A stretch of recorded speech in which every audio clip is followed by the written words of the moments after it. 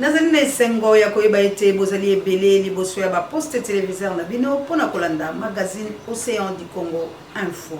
Na yango bandeko balandi ya magazine Océan du Congo Info na pesi bino bote esika nyoso ezwa mibino. Petika ete kimia nzambe tata eingela o mabota mabino. Toko fungula basango bongo na dépôt ya candidature ya Mwanamboka Martin Fayulu Madidi président ya SID o elekaki bongo mokolo malobi pe tokolo bela lisusu mayo makolekana Est République démocratique du Congo na biso pambate milulu mizalaki monene ya jeunesse bongo le 1er août pe ba jeune ya Beni bango pe ba telemaki pour la kopesa message penza pe boleli bwa bango na gouvernement en place masomatikali bokolanda yango na bolai bwa basa matondo kaka ndenge tolobi nzamba pungu tulendo afula mpeve wana toleka peza na lombango na lolenge milulu elekaki bongo mokolo malobi ya Mwanamboka Martin Fayulu Madidi azalaki bongo kokende komotika candidature na ye na mongoloto tolobaka lokota lingala na président de la République. Reportage à Kabuya Lompis.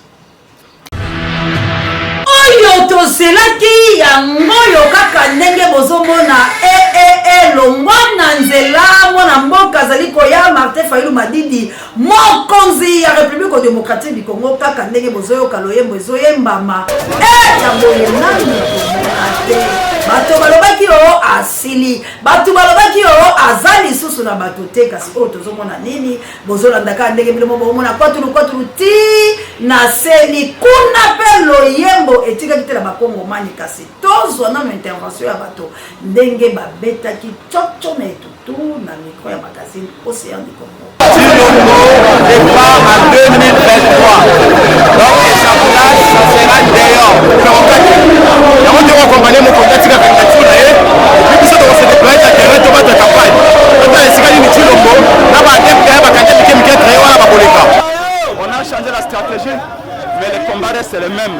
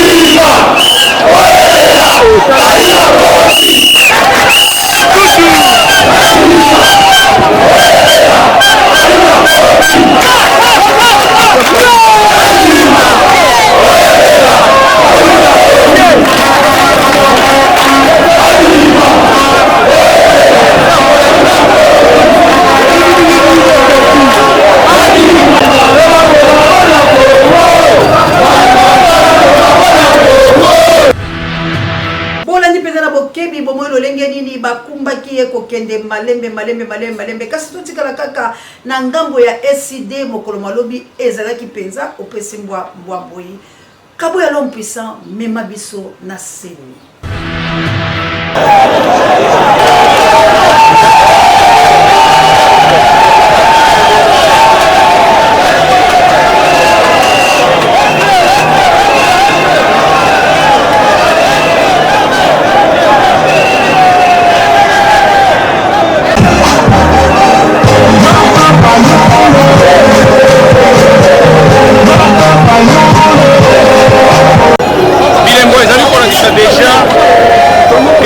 Déjà gagné.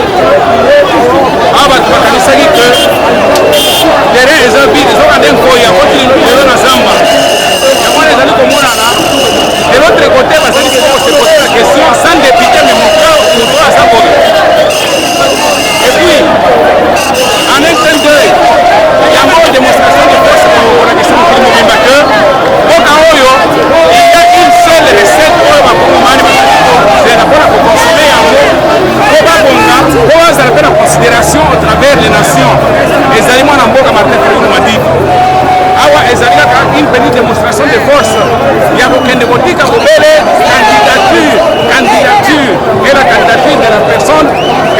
congolaise abandaki kozela depuis kala yango lelo oyo kongomani nyonso azali komaterialize yango komona supere oyo akoti wapi akoti na nzambe. Merci. C'est pas ça qu'on a dit. Il y a une faiblesse d'intelligence au niveau des têtes des gens. On a dit, nous ne boycottons pas les élections. Nous conditionnons les dépôts par l'audit du fichier électoral. Il n'y a pas eu audit, bien entendu. Mais les missionnaires catholiques et protestants nous ont dit la transparence que vous voulez obtenir par l'audit, vous allez l'obtenir par la surveillance des élections. Alors nous disons dans ce cas, nous y allons. On les dit, on les répète, et les gens viennent à la position. Il n'y a pas de sacrifice. C'est un combat politique. Vous ne voyez que des sacrifices. Mais le mauvais comportement des agents de la CENI, des agents du pouvoir, vous ne voyez pas ça? Tout ce que nous dénonçons, vous ne le voyez pas, vous ne le critiquez pas. Quand vous avez réussi aux élections, vous parlez comment ça? Est-ce que vous connaissez le système politique du Congo? Vous connaissez le système politique du Congo? Vous connaissez? Je vais vous expliquer. Bolandila bokembi ndenge nini ba interview le kaki bomoni bato komema na mapeka TV alela liote moi tout ça les sous commentaires réalité tout qui mambangu na est ya République démocratique du Congo wapi pai mambi manene mako sala makase toyoki pasi poete tomoni député Sambia ye penza akei ko chola ba mama na bopesi bango bisikiti reportage ya Kabuya Lomisi. Ni huruma sana banduku. Mwangalie ba depute ya Kongo biko napatiana mabiskuit. Huyo ni Msambia hapa tuko swima.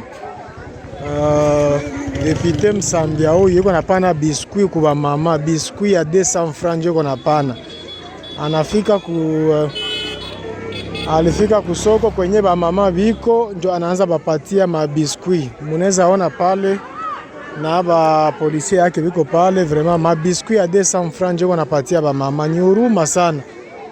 Vraiment ba Congolais bote muangalie, vraiment muangalie kwenye mavua zenu zitaenda. Angalia ma biscuit kisi ba mama biko apewa ma biscuit. Depute Msambia ule kwa pana ma biscuit. Ni huruma sana. Muangalie banduku, huruma. Biscuit bile Yesu un député anakia pana ma biscuit. Député parlementaire muzima ule Msambia njo ile. Hiyo ni source tuko sur place hapa swima.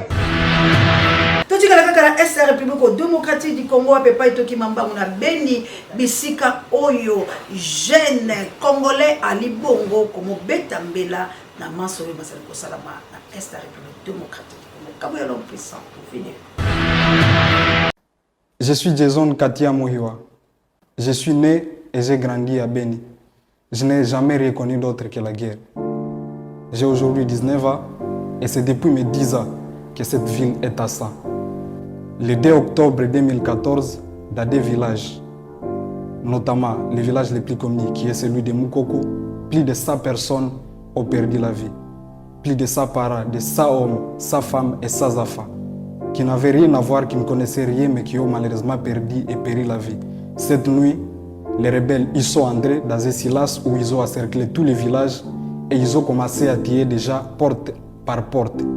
Et tout ça dans un silence où personne ne pouvait intervenir. 13 jours plus tard, c'est dans le centre-ville à Beni, dans le quartier Ngadi, que 26 personnes vont périr.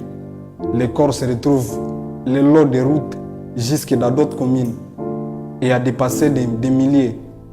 Et d'autres corps jusqu'à aujourd'hui n'ont jamais été retrouvés parce que les gens, on ne sait pas où on les a placés. Soit on les a kidnappés ou soit les corps, ils ont pourri dans ces forêts où personne n'entre depuis tout ce temps. Et le 20 novembre de cette même année, plus de 120 autres personnes sont mortes à Masurukwede, à Vemba et à Tipiomba. Ces localités qui étaient des villages qui produisaient assez pour les populations du centre-ville, ils sont restés des milliers qui sont difficilement habitables. Toute la population qui est restante, elle s'est vidée. Et aujourd'hui, la population qui était en abondance a du mal à pourvoir même à sa propre nourriture. Et depuis tout ce temps, des années sont passées, aujourd'hui nous sommes à la 9e année, des massacres continuent à répétition dans cette ville et dans ce territoire. Pourtant, personne n'en parle. Pourtant, les souvenirs sont encore moindres. Alors que pour ces populations, c'est une triste histoire. À commencer par moi et tous les autres qui, nos parents n'ont plus la possibilité d'accéder à leur chat et nous devons vivre à ce rythme dans une ville où c'est déjà difficile de fréquenter d'autres régions. Je pense qu'à cette date, la date d'hommage, c'est une date où on se souvient de ce qu'a été ces personnes dans nos vies, de ce qu'ils ont représenté sur nos cœurs. Mais surtout, c'est une date pour aussi aller tirer du courage, de l'espoir et de la force pour se battre contre ces complots dans lesquels nous sommes victimes. Entre les gouvernements absents, quasi inexistants, et des rebelles qui profitent de ces silences, nous sommes une population innocente qui meurt chaque jour sans savoir où poser notre confiance. Tolongwe bon la beni to chabilo mwa mungu la monoko na maimatali depuis ba candidature ya ba président de la République ezalaki bongo pe moko na lobi mwana mboka Moïse Katumbi ye pa kendaki kasi na botikile ya liboso boyebi ete senye boyaki elobi ete mikanda pesa ki bongo ezalaki bongo malamu te bakendeki bongo kozwa o ezali malamu bango pe mongolote mabango montinga maki ya mokolo malobi mwana mboka Moïse Katumbi pe to boni bongo pasteur Ngalasi yepe akendaki bongo komotika yepe mongoloto mwana mboka professeur Monswani ya ba mama Denis Mukwege yepe atikaki ye candidature kasi bozwa ba interview pe message makasi oyo mwana mboka Martin Fayulu Madidi tabo bimbaye apesaki na nation congolaise. Et les partis prenantes, c'est-à-dire les candidats présidents de la République, pour qu'on définisse les règles du jeu et qu'on les comprenne. J'ai évoqué l'article 47.3 et 47.5.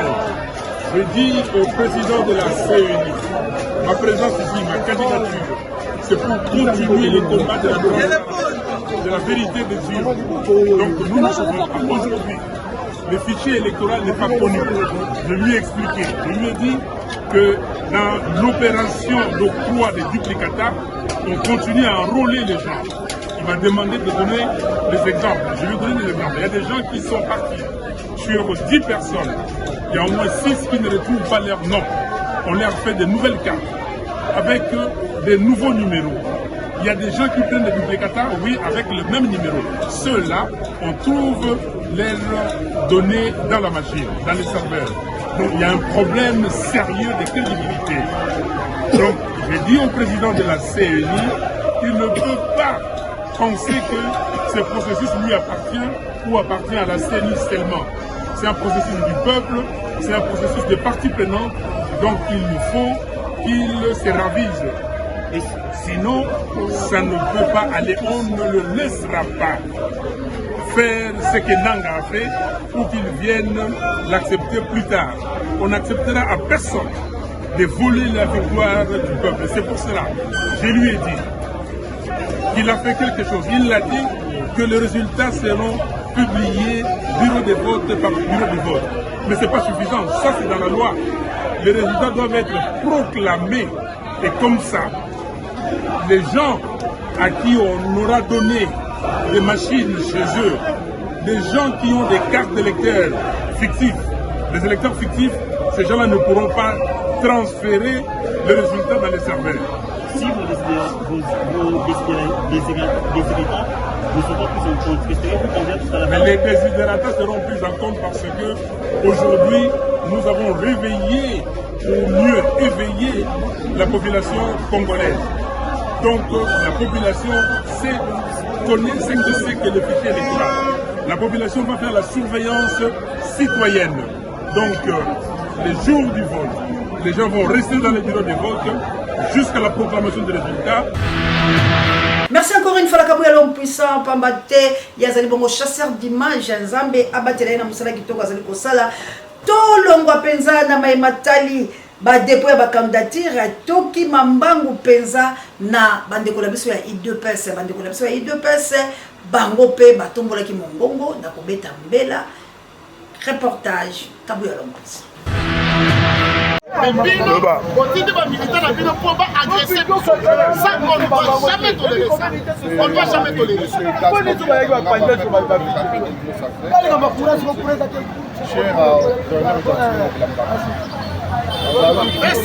na baninga mosusu nauti na émission na Congo Web à PPS TV en face à stade de Martyrs où tozalaki sauvagement attaqué par les militaires ya incidé ya Martin Fayulu en présence ya Prince Epenge babotolinga veste Epenge moko azali sur place babotolinga veste nga moko te na bandeko nyonso bavandi awa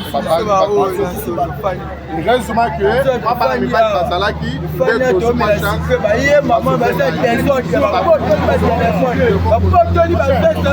Martin Fayulu, je te lance un défi. Moi, c'est le 3e intellectuel de Kabeka Mwanga. Au outil kotika candidature na yo. Bozo zonga, ozu ba chèque ba kuluna. Biso to vandi ba paisible citoyen en face à stade de Martyrs. To vandi tozo mele tozo solo la mboka. Ba militant na yo ya décidé que moi parti politique moko boy. Ya muke eza ku tata na badoute. Ba botoli biso ba téléphone. Gaston Pierre Mungamba peuple communicateur à SCP. Téléphone accueilli $9,200. Martin Fayulu, tu dois restituer ça. Bino ba communicateur ya décidé auto kutana kana bango na plateau. Chantal Moboni, Prince Epenge, Yves Badioko, Lik Malembe na ba mususu. Nous vous mettons en garde que Fayulu restitue l'argent. Ya Mungamba ya peuple, ndeko na biso moko za a ba botoli. Papa Yowana, ba botoli téléphone. Ça c'est pas normal. Moi c'est André Moutouza. Je suis un paisible citoyen qui était en train de prendre sa bouteille d'eau ici. Vous voyez, il y a même une blessure. Ces Koulouna là, on ne peut pas les appeler les militants, ce sont des Koulounais. Ils nous ont attaqués, ils ont pris mes 2 téléphones. Et vous voyez, je suis blessé. Ils voulaient prendre aussi le porte-monnaie, ils voulaient prendre la clé de contact. Jusqu'où nous allons où? C'est pas ça la démocratie, c'est pas ça la politique. Merci. Papa Olobini. Papa la CPLité, Mboka etambola kabote, Mboka ezala mbeko. Ba militant Fayulu basalini. Basali des ordres ba pandi ba maman ba toi biso to uti apakia ropa wileri to bima, to kutela bango. To kutela bango ba pandi ba biloko ba maman ba toi base ba maman ba oteka ba basu ba saki na bango ba mbongo. Alors biso to sepela makambo wana te. Soki Mboka otola posa musala, posa la musala Mboka. Dans la procédure normale. Toba msapine la fali na terrasse awa na mela secret ba ye basali des ordres mon affaissement na tia kola mesa ba botoli ba kenango téléphone na ba kei kele konta ya mutuka ba kei Tolongwe bongo na SOS ya bandeko la biso ya IDPS toki mambango lisusu na Est République démocratique du Congo wapi pai bato bako conscientiser jeunesse pour la kopesa bango malako pe bako betela bango peza mbela po ete jeunesse akonyokwa ma kabula l'homme puissant vidéo. Na baada tutafanya mikutano mikubwa na wacoach na wapresident ma ekipi kusudi tuangalie namna gani chama inaweza kusutenir sport. Haiko vile? Chama yetu inapenda vijana, inapenda jeunesse na tunajua ya kwamba avenir ya kesho, Kongo ya kesho iko ndani ya jeunesse. Sikukuja mimi peke yangu, nilikuja na timu ya viongozi ambayo wananisindikiza kwa ngambo ya kisiasa, politiki na ngambo ya kijeshi, wale ambao wanawalinda usiku na mchana. Nilikuja na porte-parole politique, munasikiaka porte-parole politique wa chama yetu M23. Jina yake Lawrence Kanyuka, nitamwomba simame awasalimie. Asante sana Ruchuru. Siasikia sama mashauri mwingine alisema kusikie na mimi sikusikie. Habari zenu Ruchuru? Mimi napenda tusikie sana Kinshasa pale basikia Ruchuru. Habari zenu Ruchuru? Hii iko kitu ya muhimu sana, mimi nafurahi, naomba Mungu. Mimi nataka kuambia bandugu zetu za Kinshasa baone hapa kama makamera, tournez vos caméras, toutes les caméras, montrez la population, montrez nos frères de Kinshasa comment nous sommes unis. Montrez tout le monde que nous sommes unis ici. Il n'y a pas de division, il n'y a que l'amour. Et c'est le tournoi de la paix, le tournoi de la conciliation. Nous disons merci à tout le monde. Merci, merci, merci. Que vive la RDC, que vive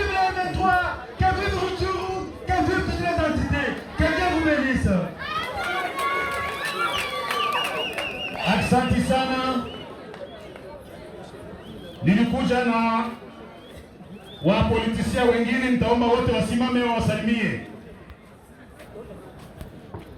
Wapolitisia wetu wa M23 wawasalimie. Asante sana. Baadaye nilikuja na komanda brigade ambayo anawachungia usalama hapa kwa eneo yetu yote. Colonel Gacheri asimame mumusalimie.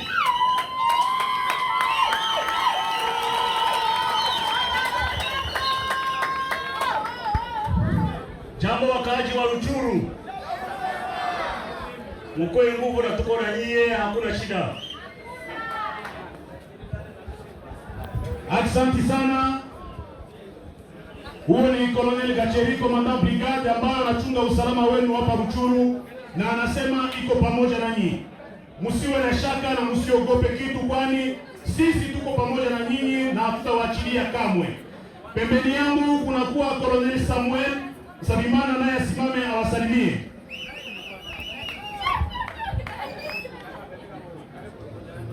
Jambo watu wa Ruchuru. Ari Ruchuru mukomere cyane. Amakuru yanyu.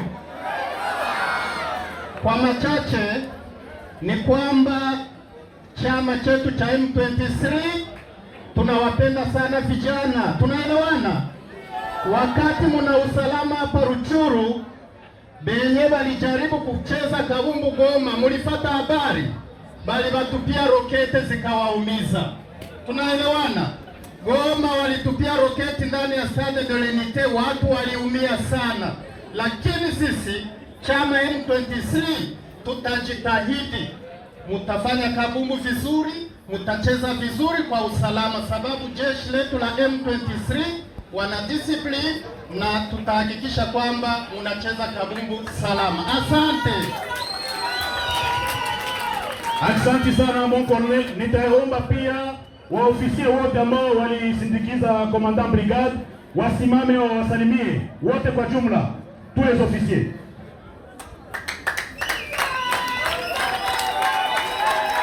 Asante sana, Mungu awabariki, mchezo njema. Okay.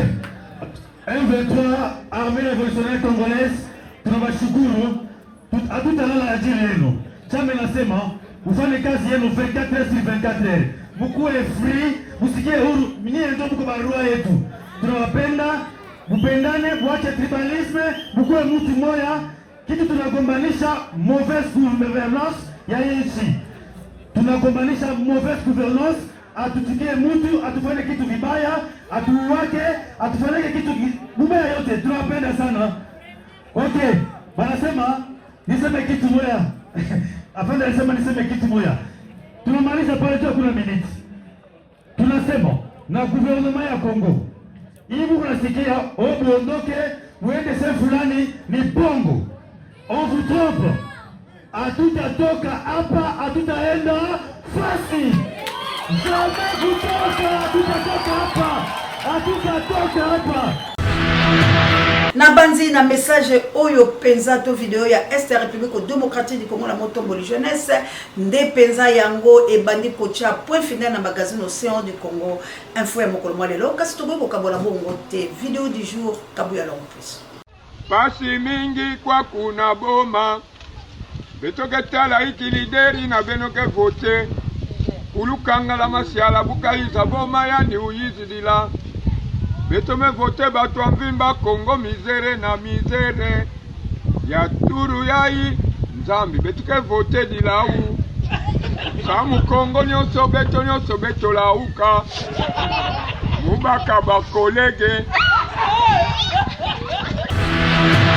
La vidéo du jour de Toche point final na magazine Océan du Congo info ya mokolo lelo soki bo sepela ki lo lengenga Océan de la presse la zaki bongo liboso la bino pour la kopesa biso basango o mokole ka la République démocratique du Congo bo pesa bongo merci na équipe rédactionnelle na biso o ezali bongo au foro mula pona kopesa kabino mosala kitoko matondo bakomela bongo mwana mboka Kabuya l'homme puissant ne change pas l'équipe qui gagne pe Gloire Ngoma Misa pe électrique pe Pape J directeur recherche pe stratégique pe Sango Mokonzi parrain ya bemission babiso na réalisation ezali bongo ya mwana mboka Kabuya l'homme puissant pe na coordination ya Océan de la presse congolaise toko kabola bongo te sa pour autant topesa balandi minene ya magazine Océan du Congo mbote komela bongo maman missionnaire na plus 32 mbote et comme la bongo Anita Baben na mboka ya maman missionnaire mbote pe et comme la bakoko ya Lumumba na mboka kaka ya maman missionnaire et pourquoi pas na Suisse mwana mboka maman Adolo maman na Jolie pe maman Samuel Mabolongo toujours mon mère de Bruno na Autriche Big Daniel Ngenda Charles Chobo maman Jovi maman Chantal maman Pasteur pe tolobi bongo maman Célestine na France pe papa Michael mbote et comme la bongo les grands professeurs Achille Mave na Molonga na Mireille Mave na Angleterre na mboka yanga mokonzi pourquoi pas équipé pour la télé États-Unis d'Amérique pe mananga na kunya dolanga Guilo Mpinga na South Africa prompt rétablissement na nana Mpinga gi pe merveille pe mama passa na ngai vraiment bozali bongo bayike ba obolanda biso penza na Autriche mon mère de Bruno na ville province ya Kinshasa wala topesi bongo mbote na sango mokonzi pasteur de Guilo Mpinga wala tomoni mama Lilisa ya monganga ya malamu asimba kanzoto la biso tolobi Esther Boluka tolobi la servante de l'Éternel mama Christonvi tolobi bongo Miradisaya pourquoi pas nouveau riche Gloire Lompinga et prompt rétablissement na Gradi Lompinga tolobi mbote et comme la bongo bande collapse na Pointe Noire ba oba kobenga biso pela to moni bongo Nancy bo fam na dia na sia kobenga biso makasi to moni bongo bato baike ba komela biso ba bima mo sia to na posa na Pointe Noire kasi nzambe asumba penza to ko ba okuta na bino bana chango batelema liboke ba lobi balanda kabiso et pourquoi pas bana ya montikile ba onko ba lobi to kama mo sia to sepelo lenge to moni yos kende liboso biso to ali bobe na osima to moni pena oni britannique wa pepa church amayo bachaka penza libaya to lobi nzombe ya pongo to lendo abatela biso nyoso mbaki no alokola boko consommer biso bobanda kasi biso na bino to ganga na mongo makasi standard moko ya alimentaire puissant ya F victime et notre ami Gino Loswa de tous les temps de tous les jours Océan du Congo et balé et boya bindo mamour d'Angola dans le kitene Florence Abatondo. Pas pour mettre victoire est certaine.